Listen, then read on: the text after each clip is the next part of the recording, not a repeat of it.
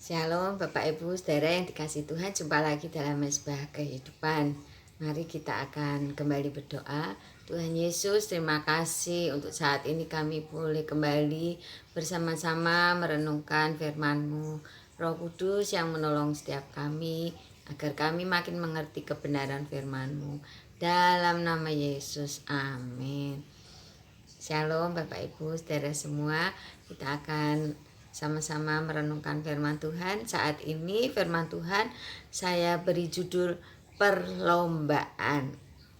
Kita akan baca di Ibrani 12 ayat 1 sampai yang keempat.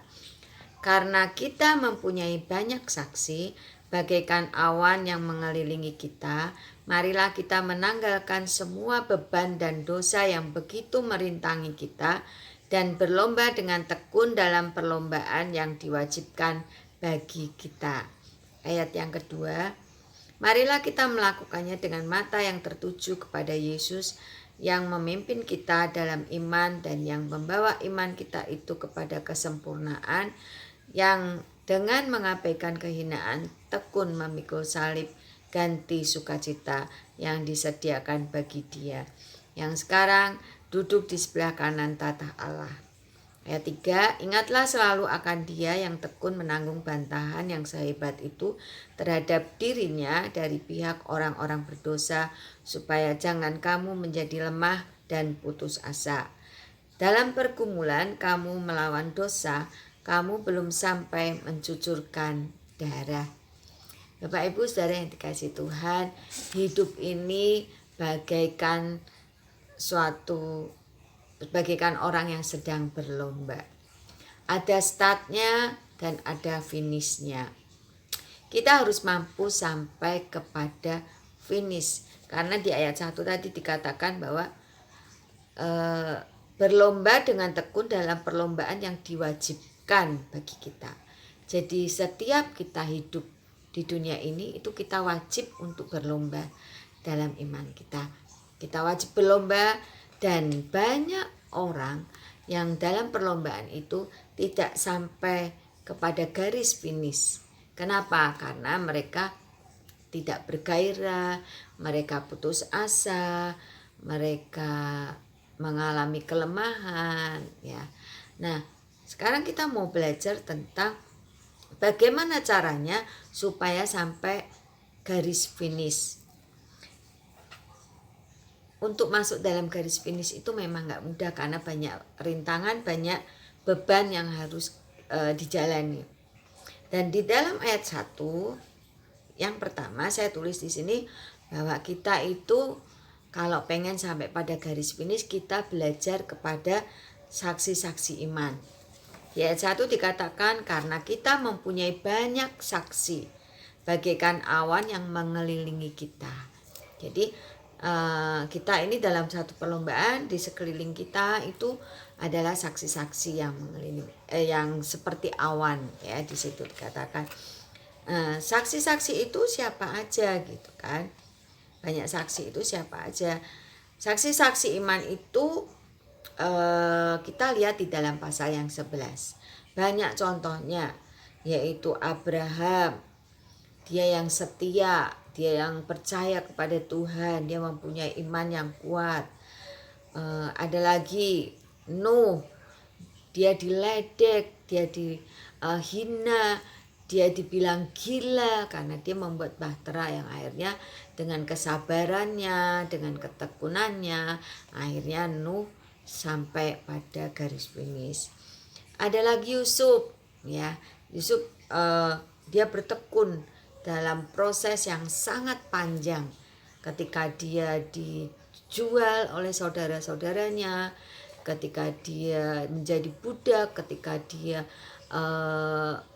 mengalami masalah yang sangat berat, di penjara, dan akhirnya dia diangkat oleh Tuhan. Terus tokoh iman lagi, saksi iman itu ada Musa. Bagaimana karakter bangsa Israel yang dia pimpin itu dengan kesabarannya, dengan ketekunannya, akhirnya Nabi Musa bisa mengeluarkan bangsa Israel keluar dari Mesir. inilah tokoh-tokoh iman, saksi-saksi iman yang kita perlu belajar dari mereka supaya kita sampai garis finish. Jadi ketika kita mulai lemah, ketika kita mulai putus asa, kita semangat lagi, kita ingat saksi-saksi iman yang ada di sekeliling kita, yang ada di Ibrani 11 ini. Itu yang membuat mereka berhasil, yaitu mereka sabar, mereka setia, tekun, dan akhirnya mereka sampai pada garis finish. Dan yang kedua yang saya catat di sini yaitu mereka melakukan dengan mata yang tertuju kepada Kristus. Di ayat yang kedua di situ dikatakan, mari kita melakukannya dengan mata yang tertuju kepada Yesus yang memimpin kita dalam iman dan yang membawa iman kita pada kesempurnaan, yang dengan mengabaikan kehinaan tekun memikul salib, ganti sukacita yang disediakan bagi Dia yang sudah duduk di sebelah kanan Allah Bapa.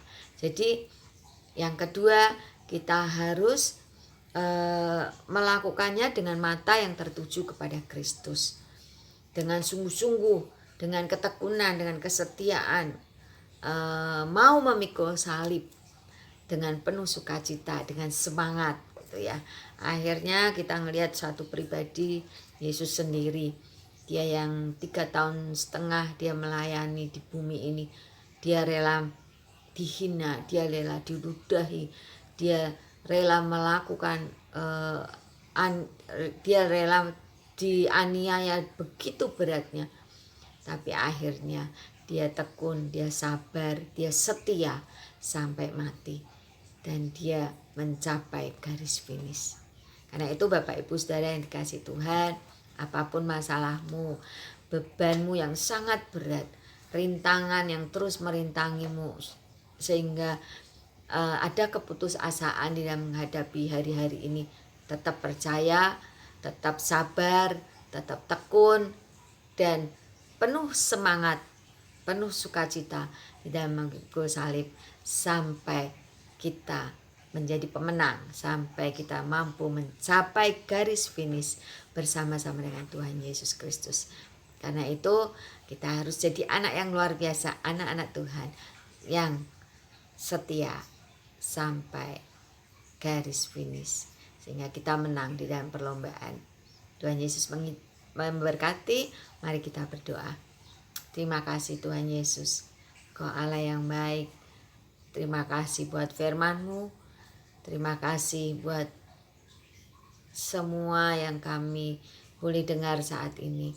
Biarlah firman-Mu itu memberi kekuatan buat kami, agar setiap kami seperti saksi-saksi iman yang ada, seperti Abraham, seperti Nuh, seperti Yusuf, Tuhan, agar kami tetap setia, kami sabar, tekun, sampai mencapai garis finish, menang bersama-sama dengan Kristus.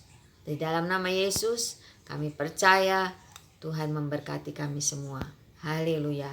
Amin.